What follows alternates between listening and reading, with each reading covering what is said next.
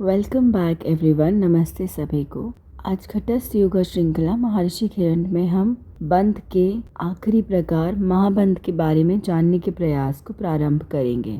और बंध का जो तीसरा प्रकार है उडियान बंध, उसके बारे में हमने पूर्ण जानकारी पहले से ही प्राप्त की है जब हमने प्राणायाम के विभिन्न प्रकारों के बारे में जानने के प्रयास को प्रारंभ किया था, जो डे 70 से डे 75 के बीच में हमने उडियान बंध के बारे में समझा था। चलिए अब बंध के आखिरी प्रकार महाबंध के बारे में जानने के प्रयास प्रारंभ करते हैं। महाबंध का अभ्यास तीनों बंधों का मिश्रण है। इसमें मूल बंध, उडियान बंध और जालंधर बंध तीनों एक साथ लगते हैं। चलिए विधि समझते हैं। सबसे पहले ध्यान के किसी आसन में बैठ जाना है और मेरुदंड को सीधा रखते हुए दोनों हाथों को घुटनों पर रखकर नाक से श्वास अंदर लेनी है और फिर श्वास को बाहर छोड़ देना है। जब छाती पूर्ण रूप से खाली हो जाए तब श्वास को बाहर ही रोककर क्रम से जालंधर बंध, उडियान बंध और मूल बंध का अभ्यास करना है। जब तक हम श्वास को बाहर रोक सकते हैं तब तक तीनों बंध लगे रहेंगे।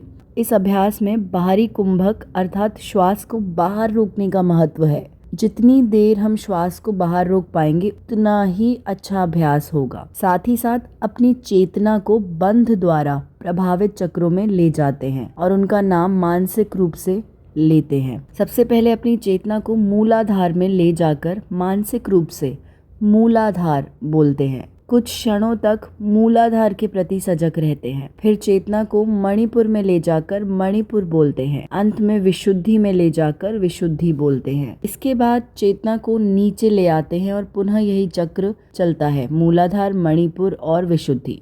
जब देखते हैं कि श्वास को अब अधिक रोक पाना संभव नहीं है तब सबसे पहले मूल बंध को छोड़ते हैं, फिर उडियान बंध को और उसके बाद जालंधर बंध को छोड़ते हैं। तत्पश्चात गहरी श्वास लेकर कुछ समय तक सामान्य श्वास लेते हैं जब तक श्वसन प्रक्रिया सामान्य न हो जाए। यह महाबंध का एक चक्र है। प्रारंभ में यह अभ्यास कठिन लगता है, लेकिन धीरे धीरे जब बाहरी कुंभक की अवधि बढ़ेगी तब इस अभ्यास को करने में सरलता और आनंद का अनुभव होगा। जब तक 9 चक्र तक अभ्यास करने में सक्षम ना हो तब तक केवल एक एक चक्र अभ्यास बढ़ाते जाएं और जब 9 चक्र तक अभ्यास कर पाएं तब इस अभ्यास में दक्षता प्राप्त हो जाएगी।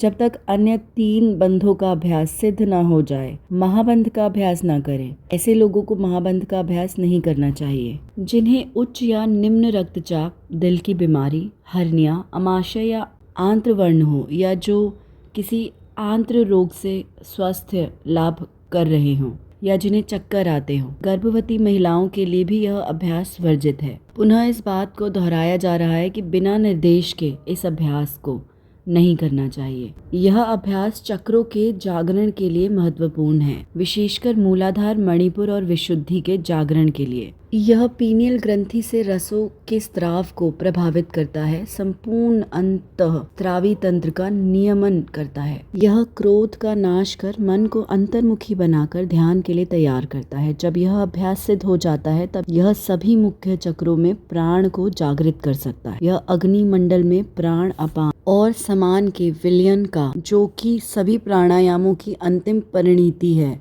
मार्ग प्रशस्त करता है। यहाँ तक सुनने के लिए धन्यवाद। अब कल जारी रखेंगे।